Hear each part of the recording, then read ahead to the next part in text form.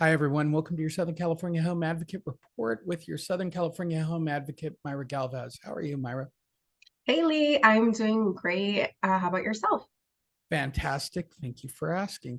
As always, information in the description. Can't remember that? Type in Home Advocates. You can find Myra's information. She's happy to help you with anything you want to know about Southern California real estate. With that said, what's your perspective on the real estate market at the moment?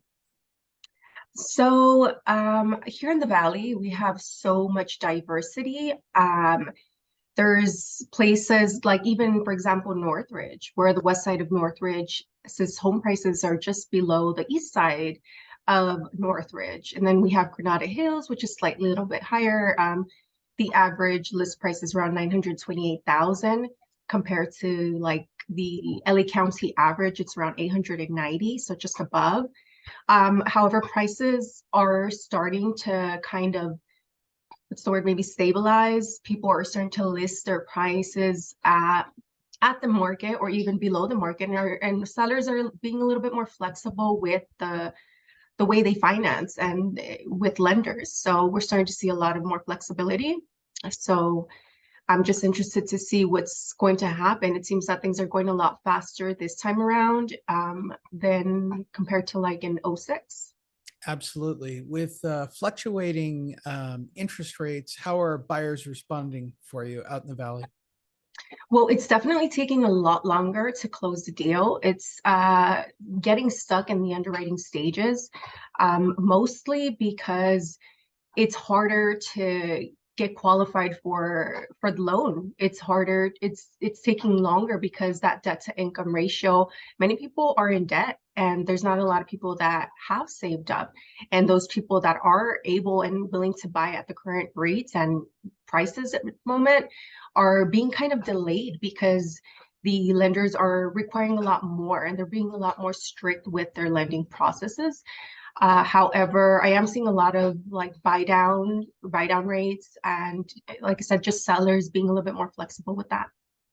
Well, that takes us sort of to the topics of looking at alternative financing, looking at alternative ways to use an advocate, basically. So let's Mhm. start with the basic. Right now, people are pressing out their credit cards at 30%. They're with many of them with equity in their homes, which to me is just astonishing. Um, it, I don't understand why homeowners aren't utilizing home equity lines of credits, why they're not utilizing even a refinance to take advantage of these bills that they're accumulating.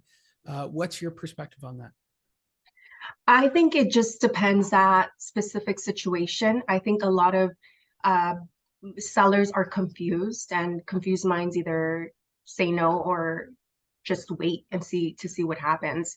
So I think that when it comes to the home equity line of credit, it's because they are in the need of that cash, either to make their monthly mortgage payment or whatever personal issues going on in their lives.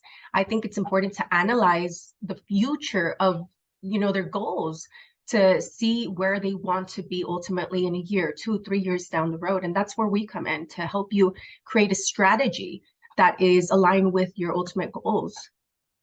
That takes us to our last topic, which is buyers. They need to look at diverse ways of taking advantage of the market, either be that a 5-1 interest rate to get a lower rate, or an adjustable rate, or assumables.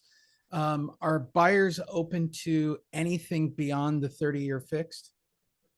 I think that it comes down to knowing what you know and who you talk to, because a lot of buyers are unaware that they have these alternatives to financing. There, I think many people have this idea in their head that interest rates are high, prices are high, so I'm not even going to deal with it, maybe in the future, right? And I mean, we're bombarded by the media that tells us this.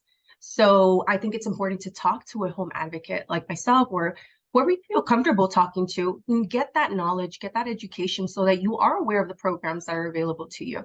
I mean, it just depends, again, the goals. It depends where you're living at, where you're looking to buy. It depends just so many factors come into play when it comes to buying. And for buyers, I mean, I'm more than happy to explain to you your alternatives. Like you said, maybe it comes down to the adjustable rate mortgage. Maybe it comes down to if they have money saved up to buy points and lower their interest rate permanently, and or maybe it's a temporary buy down with seller concessions. It just depends their situation. And I know it may sound overwhelming at first, but I'm more than happy to sit down with you and take the time to explain it to you so that you can make the right decision that is appropriate for you and your family. Uh, as always, information in the description. Can't remember that. Type in home advocates. You can find Myra's information. Anything you'd like to add for this holiday season? I hope everyone stays safe. There's a lot of viruses going around, especially in like schools. I have two younger kids, and there's things going around. So first thing first, stay safe, stay healthy, because without your health, you can't do anything else.